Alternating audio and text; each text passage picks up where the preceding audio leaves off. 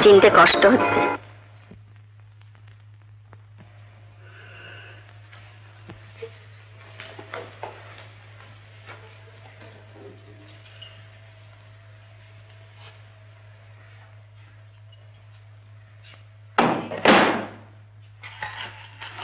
দেখুন, অনেক বেলা হয়ে গেছে, এরপরে স্নান করলে শরীর খারাপ হবে।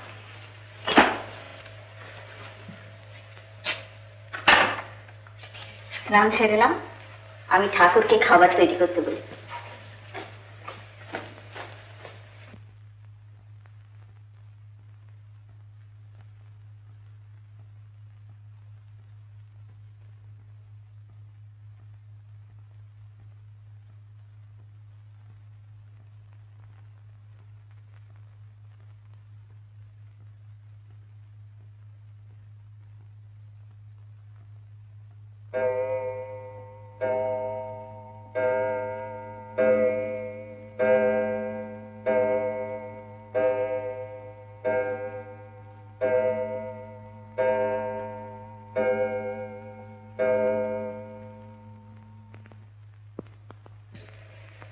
জীবনে অনেক কিছুই ঘটে যা রীতিমতো অদ্ভুত, অবিশ্বাস্য।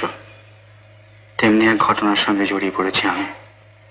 ভেবেছিলাম আপনার কাছে সব কথা খুলে বলতে পারলে আমার মুক্তি, কিন্তু যে দুঃসংবাদ বয়ে নিয়ে এসেছি আপনার সামনে দাঁড়িয়ে সে কথা আমি কিছুতেই বলতে পারবো না।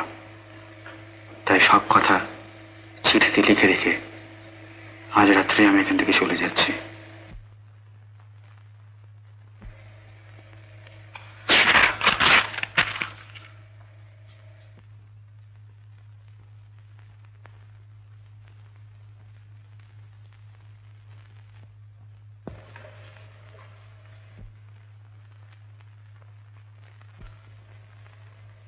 কে তুমি?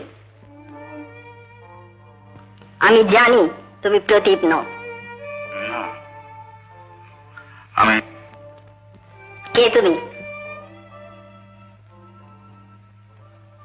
আপনি আপনি আপনি আমাকে ক্ষমা করবেন, আমি আপনার এই প্রশ্নের উত্তর দিতে পারবো না। কেন এসেছো এখানে? প্রদীপের সঙ্গে চেহারার মিলের সুযোগ নিয়ে কিসের আশায় এসেছো এখানে? টাকা পয়সা বিষয় সম্পত্তির আশায়? কিন্তু এটা বোঝো না যে সবাই চোখে ধুলো দিতে পারলেও মায়ের চোখে ধুলো দেওয়া যায় না। ভেবেছিলে সবাইকে ঠকিয়ে নিজের কাজ গুছিয়ে নেবে। একবারও মনে হলো না তোমার আমাদের কথা?